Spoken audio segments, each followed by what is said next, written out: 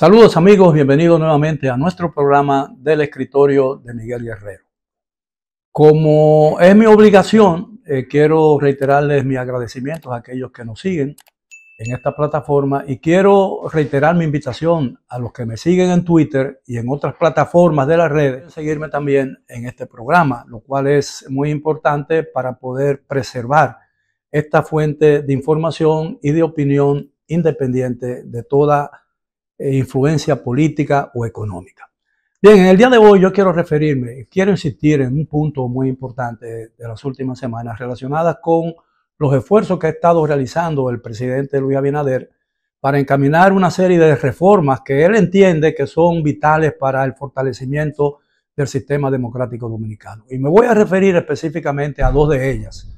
La reforma fiscal, que ya se ha adelantado, que no va a incluir una reducción del gasto público, sino va a estar basada solamente en impuestos que deberá pagar la población dominicana, especialmente como ha sido la tradición en nuestro país, la clase media. Eso puede generar mucho descontento social y es evidente que el presidente va a tener que encarar si esa reforma se encamina en la forma en que ha sido ya previamente planteada.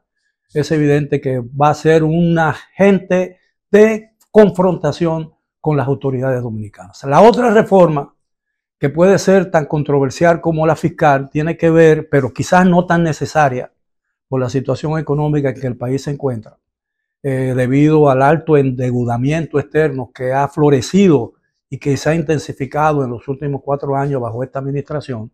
La otra gran reforma a la que aspira el presidente de la República y en la cual parece haber empeñado gran parte de su esfuerzo y prestigio dentro de su propio partido, tiene que ver con la Constitución de la República.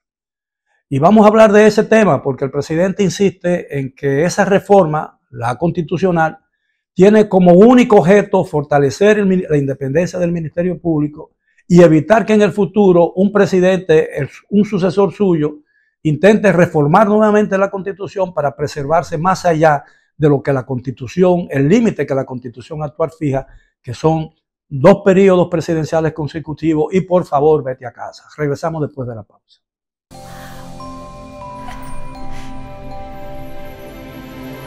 Atrévete a encontrar eso que quieres.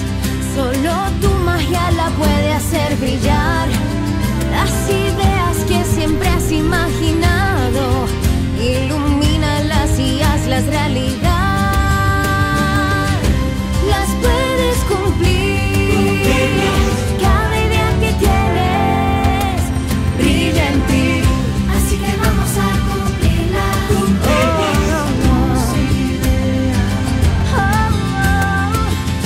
Así que vamos a cumplir las ideas.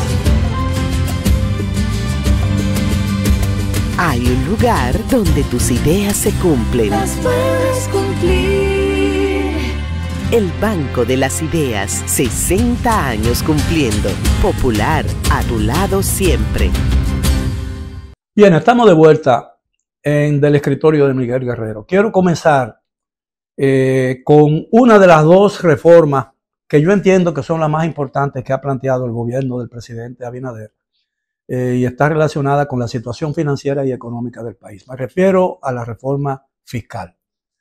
Si se hace una encuesta y se hace una investigación entre todos los agentes económicos del gobierno, del empresariado, de la oposición, todo el mundo quizás coincidiría en la necesidad de alguna forma de reforma que tenga que ver con las finanzas y la economía dominicana. Eso que se llama reforma fiscal. El problema es que el gobierno dominicano, que ha impulsado un endeudamiento a niveles nunca vistos en la historia política dominicana, más de 41.000 millones de dólares en apenas 4 años de gestión de préstamos internacionales, que no se han visto en términos de construcción de obras de infraestructura, que son las que finalmente pagan las deudas. Bueno, el gobierno ha dicho que el país necesita más ingresos. Necesita más ingresos porque las necesidades del país son ilimitadas, las necesidades sociales son cada día mayores y el gobierno necesita de más recursos para poder atender esas obligaciones. Pero el gobierno se ha excedido en el gasto y este año vamos a cerrar el presupuesto de la República con un déficit fiscal de entre 2 puntos y 2.5 o quizás hasta un 3% del Producto Interno Bruto. Estamos hablando de que el gobierno va a necesitar recaudar nuevos impuestos por el orden de ese déficit. Es decir, va a ser necesario establecer impuestos si no hay una reducción del gasto, y ya se ha dicho que no va a haber una reducción del gasto por lo menos sustancial. El gobierno va a necesitar por lo menos 300 o 350 mil millones de pesos dominicanos más para llenar el déficit fiscal y poder atender todas las necesidades del gobierno central y de los organismos autónomos del gobierno, por supuesto. Bueno, si no va a haber una reducción del gasto, ¿de dónde saldrán esos impuestos? Bueno, del bolsillo de la gente. Y evidentemente en una situación como esta, eso va a provocar necesariamente, si no hay un cambio en la orientación de esa reforma, va a producir confrontaciones muy severas con la autoridad de la nación. A menos que realmente el gobierno decida reducir el monto de esos impuestos a recabar, reduciendo de una manera proporcional el gasto público. Bueno, el problema es que el gobierno ha dicho muchas veces que el gasto suyo es un gasto de calidad. Pero la oposición y los círculos sociales del país refutan ese planteamiento señalando que 9.000 y 10.000 millones de pesos en publicidad dirigida a los medios o para la compra de conciencia de la oposición y de los medios de comunicación del país no puede de ninguna manera señalarse como un gasto de calidad. Y evidentemente iniciamos recientemente el año escolar con decenas de miles. El ADP ha dicho que son más de 200.000 los niños dominicanos que han quedado fuera de las aulas dominicanas y que sus plazas, las plazas de esos niños la están ocupando hijos de ilegales haitianos. Bueno, yo creo que por el más alto sentido de solidaridad a un país como la República Dominicana, albergar en sus escuelas a niñitos o a niños de exiliados o de refugiados o de ilegales haitianos en el territorio nacional no tiene nada de condenable siempre y cuando esas plazas no hayan sido ocupadas en detrimento del derecho que tienen los niños dominicanos de asistir a la escuela. Yo recuerdo y he dicho en diferentes oportunidades que durante la tiranía de Trujillo aquí, los padres que no enviaban a sus hijos a la escuela en una edad escolar del 1 al 6º grado de la educación básica, podían correr el riesgo de ser detenidos por el gobierno, porque el gobierno cuidaba entonces de que cada niño tuviera libre acceso y de derecho asegurado a una educación de calidad como existía entonces, lo que no existe precisamente ahora. De manera pues que yo creo que el gobierno se está enfrentando con su planteamiento de reformas, el gobierno está de alguna manera desafiando la tranquilidad que ha gozado en los últimos 4 años, en sus primeros 4 años de gestión, donde no se vio una sola pizca de oposición real al gobierno dominicano. Y probablemente la reforma fiscal, como ya he dicho, y la reforma constitucional puedan generar ese tipo de confrontación. ¿Por qué la reforma constitucional? El presidente ha dicho que no aspira a un tercer mandato constitucional y que su reforma tiende a garantizar eso. Bueno, pero no es necesario una reforma de la Constitución porque la Constitución actual ya establece ese límite. El presidente, al reelegirse en las elecciones del 19 de mayo pasado, quedó automáticamente inhabilitado para ser candidato en el 2028. De manera pues que no se necesita más candados que el candado que ya tiene la Constitución de la República en lo que tiene que ver con los límites establecidos para el ejercicio presidencial. Ahora bien, el presidente también ha planteado otros temas relacionados con esa reforma. Quiere reducir el número de diputados, quiere reducirlo en más de 70, lo cual reduciría la matrícula de la Cámara de Diputados a 120 o a 110 o a 120 diputados, pero al mismo tiempo el presidente quiere aumentar de 5 a 20 los diputados nacionales. Es decir, esos diputados que se escogen con el dedo y que no necesitan competir con adversarios en unas elecciones democráticas como las que se celebran cada 4 años en la República Dominicana. De manera pues que yo creo que de esa manera se estaría restando cierta representatividad real a cada posición en la Cámara de Diputados y estaríamos introduciendo de dedo 15 más diputados nacionales de lo que ya existen, es decir, para elevarlo a 20 la matrícula. De manera pues que los partidos políticos podrían decirle, tú quieres ser diputado a cualquier persona, yo te voy a llevar como un diputado nacional. No, yo no quiero ser diputado porque no tengo dinero para eso. No, quédate en tu casa, tú serás diputado nacional porque mi partido se encargará de designarte con los votos que va a obtener en las elecciones para las diputaciones y los senadores. De manera pues que yo creo que si bien la idea de una reducción de la matrícula de la Cámara de Diputados, aumentar los llamados diputados nacionales, para mí sería una incongruencia con la decisión de reducir el número de diputados reales.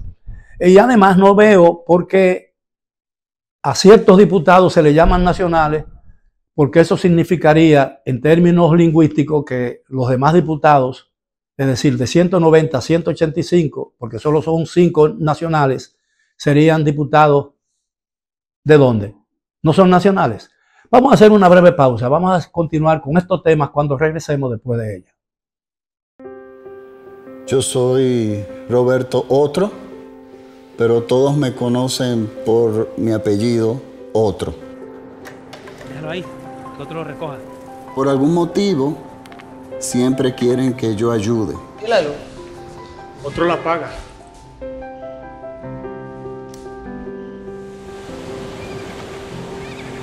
La verdad es que es un poco difícil hacerlo todo.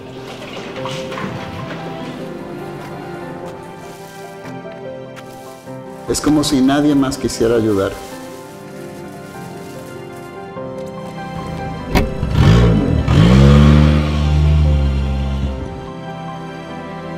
¿Tú crees que de la habitación 223? Para comerte mejor, dijo el lobo. ¿Que por qué me esfuerzo tanto para lograr todo esto? Porque alguien tiene que hacerlo. No se preocupe, yo la recojo. Pero creo que las cosas van mejorando. Si no dejamos todo a otro, podemos tener un futuro mejor. Banco BHD, el futuro que quieres. Bien, estamos de vuelta del escritorio de Miguel Guerrero. Yo quiero insistir en un punto relacionado con el tema de la reforma constitucional. No hay tal reforma constitucional que pueda llamarse ad hoc. Es decir, por más que la aprobación de la ley que declara necesaria la reforma, como es un requisito constitucional establecido para toda reforma, y que en esa ley se establezcan los temas y los propósitos de esa reforma y los puntos específicos, los artículos específicos de la Constitución de la República que puedan ser objeto de esa reforma, lo que se llamaría un planteamiento, una convocatoria ad hoc. Esa convocatoria ad hoc no existe en la realidad y en los hechos. ¿Por qué razón? Porque una vez instalada la Asamblea, los constituyentes, es decir, los diputados y los senadores que formen parte de la Asamblea, tienen potestad para plantear cualquier tema una vez se abra la convocatoria. Es decir, se inician las sesiones. De manera pues que cualquier cosa puede suceder. Y se puede dar el caso de que lo que se reforme de esa constitución nada tenga que ver con los puntos planteados en la convocatoria de reforma. De manera pues que yo creo que en el fondo quizás se albergue la idea de que el límite que la constitución actual establece de 2 periodos o más pueda ser eliminado, pueda ser cambiado. Porque evidentemente el presidente Abinader, cuando se cumpla su segundo periodo, que se inició el día 16 del mes pasado, agosto, cumplirá apenas 61 años. Y yo creo que él está, por las características y por lo que ha ocurrido en los primeros 4 mandatos de su gobierno, con la oposición política dominicana, que todavía pueden ser opciones presidenciales en el 28. Yo creo que el presidente tiene la idea, quizás, de que mientras sus adversarios principales, los expresidentes Leonel Fernández y Danilo Medina, sean figuras preponderantes del sistema de oposición en el país, yo creo que él quisiera o le gustaría seguir siendo el jefe de la nación. Por muchísimas razones. Aquí se ha iniciado un periodo de retaliación política que evidentemente, con razón o sin ella, que tengan justificación o no los procesos que se han enviado a los tribunales dominicanos, tengan razón o tengan fundamento o no, esos son elementos nuevos desconocidos en el ambiente político nacional. Y es evidente que la oposición política tiene fuerza todavía, y es la posibilidad de que a partir del momento de este nuevo inicio del segundo y último mandato, según la constitución actual del presidente Abinader, el presidente actual comience a experimentar los efectos de una oposición real que no conoció en sus primeros 4 años de gobierno. Porque aquí, en el periodo 2020-2024, que finalizó el 16 de agosto pasado, no hubo una sola señal fuerte y real de oposición política. De manera pues que estos 4 años pueden ser muy distintos y pueden tener un sabor totalmente diferente al sabor que experimentó el presidente Abinader en sus primeros 4 años de mandato. De manera pues que yo creo que la posibilidad de que el presidente esté anhelando la oportunidad de un periodo más allá del 16 de agosto del 28 no es una fantasía y no es una invención de ninguna mente privilegiada o de ninguna mente con mucha imaginación política, porque esa es una posibilidad que nadie podría descartar. Bueno, ¿cuáles serían las consecuencias de eso? Muy difícil de preverlo, pero yo creo que el presidente, empeñado tan fuertemente en sus propósitos de crear y de reformar el país en muchísimos aspectos, especialmente en el aspecto constitucional, para quizá dejar un legado imperecedero, yo creo que el presidente está echando a un lado el esfuerzo que el país necesita del gobierno para encarar algunos problemas que son objeto de preocupación para la mayoría de la población dominicana. Es decir, aquí estamos viviendo momentos de muchos déficits en diferentes aspectos de la vida dominicana, que hay un déficit enorme de electricidad, hay un enorme déficit de servicios públicos, hay una enorme crisis, una angustiosa crisis del tránsito en la República Dominicana, hay una alza creciente del costo de la vida, hay un deterioro del medio ambiente, hay una preocupación enorme en la población con relación al crecimiento de la inmigración ilegal, y hay un elemento y hay una preocupación patente y evidente en la población dominicana en que el curso que están tomando los acontecimientos cotidianos en el país en términos económicos y políticos pueden derivar en una crisis que podría tener consecuencias sociales muy lamentables. De manera pues que yo pienso que el gobierno, quizás sin renunciar a su deseo de reformar al país de arriba abajo, como dicen algunos líderes de oposición, yo creo que debería ocuparse más detenidamente en resolver algunos problemas básicos de la nación que son hoy objetos de la real y profunda preocupación del pueblo dominicano. Bueno, ha sido todo por hoy. Gracias por su atención. Los espero en la próxima.